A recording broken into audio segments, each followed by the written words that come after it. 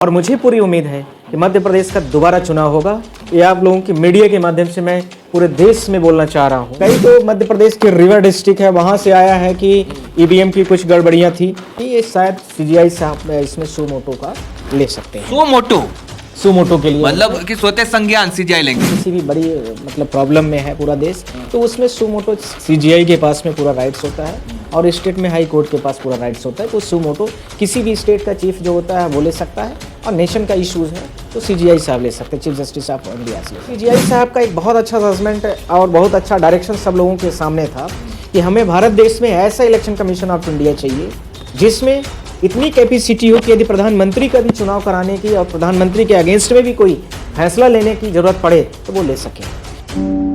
हमारे साथ supreme court के वरिष्ठ वकील, जाने माने वकील नरेंद्र मिश्रा जी हैं, जो कल इस मुद्दे पर सीजीआई से मिलकर आए हैं। उनसे समझते हैं आखिर क्या हो गया, क्यों मिलने गए आप सीजीआई से। सबसे पहला सवाल यही है, पूरा देश जानना चाहता है, पूरे देश की निगाहें हैं आप पर, क्यों मिले आप सीजीआई से आके? पहले तो मैं आपके माध्यम से भारत देश की संपूर्ण जनता को नमस्कार करता हूँ। और मध्य प्रदेश जैसे विभिन्न जो 5 राज्य हैं वहाँ पर चुनाव हुआ, मतदाताओं ने अपना अपना मत दिया, और साथ में यदि कुछ उनको प्रॉब्लम आई तो उन्होंने कंप्लेंट भी दी, जो ऑनलाइन कंप्लेंट हुई और कुछ फिजिकल भी की गई। ऑनलाइन जो कंप्लेंट हुई है उसमें 15,000 के आसपास पोर्टल में रजिस्टर्ड है, जिसको पत्रिका ने 22 नवंबर 2023 को निकाला पेपर में। इसके साथ में दैनिक जागरण, इसके साथ में एपीपी, बहुत सारे न्यूज़ चैनल्स ने इसको कवर किया, जिसमें दिग्विजय सिंह जी ने भी कंप्लेन किया था चीफ इलेक्शन कमीशन के बिफोर में। पर चीफ इलेक्शन कमीशन ने मध्य प्रदेश और chief election commission of India ने कोई इस पर एक्शन नहीं लिया।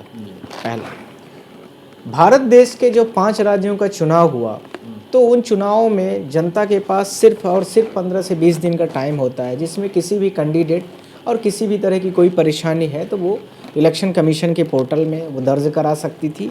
और यदि किसी भी प्रत्याशी के बारे में कुछ उसका है तो उसको भी उसको कहने का एक मौका मिलता है।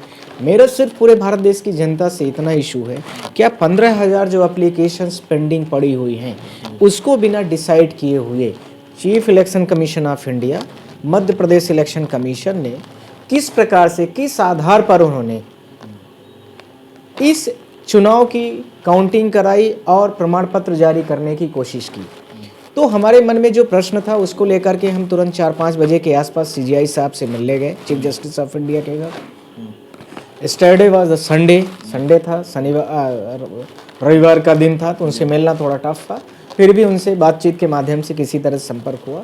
हमने उस एप्लीकेशंस को, उनको जो भी थी चीज़ें, उसमें हमने एप्लीकेशंस भी उनको दिया बाय हैंड में, और वो सारी चीज़ों को हमने ब्रीफ किया। तो उन्होंने बताया कि देखिए ऐसा है कि इसको हम पढ़ लेते हैं, और पढ़ने के बाद इसमें क्या क्या चीज़ें गुंजाइश बनती है हम उसमें देखते हैं। तो फिर उसको करने के बाद जो है तो हम आज फिर से गए चीफ कोर्ट में, और चीफ कोर्ट में हमसे कॉपी मंगाई गई और कॉपी हमने उसको सबमिट कर दिया है। अब इसमें मुझे जो वहाँ पर ऑफिशियली पता चल रहा है कोर्ट के अंदर से कि ये शायद सीजीआई साहब इसमें सुमोटो का ले सकते हैं। सुमोटो के लिए मतलब कि स्वतः संज्ञान सीजीआई लेंगे। करेक्ट। मतलब क्या होगा? एप्लीकेशन बिहाफ पर, on the behalf of application, किसी भी बड़ी मतलब प्रॉब्लम में है पूरा देश, तो उसमें सुमोटो सीजीआई के पास में पूरा राइट्स होता है और स्टेट में हाई कोर्ट के पास पूरा राइट्स होता है। तो सुमोटो किसी भी स्टेट का चीफ जो होता है वो ले सकता है, और नेशन का इश्यूज है तो सीजीआई साहब ले सकते हैं, चीफ जस्टिस ऑफ इंडिया से ले सकते हैं।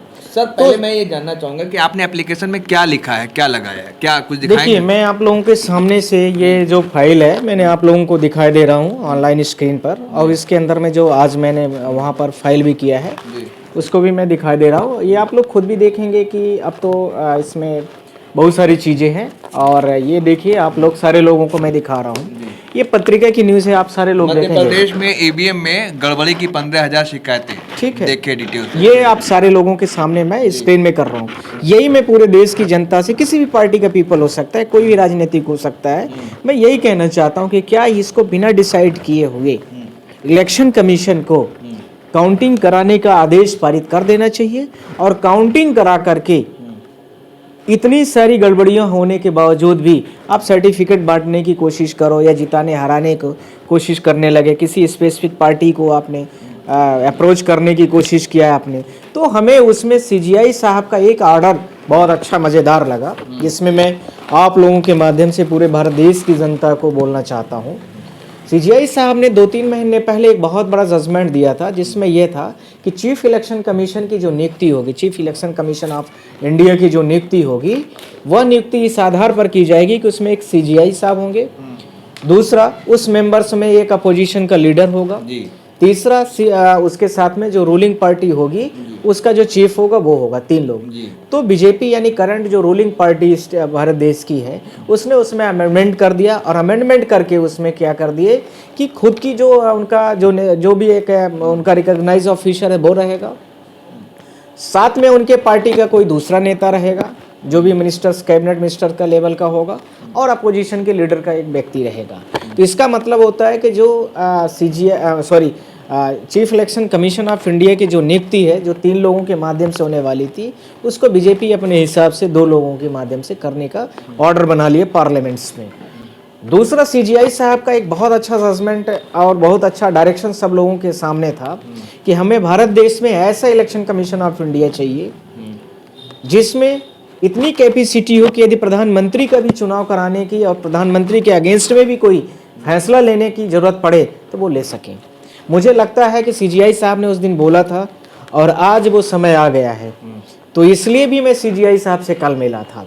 तो हमने इस चीज़ों को लेकर के सीजीआई साहब के साथ में ये इसमें हम कर रहे हैं, और मुझे पूरी उम्मीद है कि मध्य प्रदेश का दोबारा चुनाव होगा। ये आप लोगों की मीडिया के माध्यम से मैं पूरे देश में बोलना चाह रहा हूँ कि भारत देश की यदि एक वोट नहीं पड़ा है तो वो भी उतना ही महत्वपूर्ण है जितना 140 करोड़ की आबादी वाले व्यक्ति का महत्वपूर्ण है। ये क्योंकि मतदाता स्टेटमेंट दे रहे हैं, क्योंकि संजय राउत जो शिवसेना के नेता है, उन्होंने कहा है कि भाई चुनाव जो है वो ईवीएम की सरकार है। मायावती कह रही है कि गले नहीं उतर रहा है, तो मतलब क्या फिर से होगा चुनाव?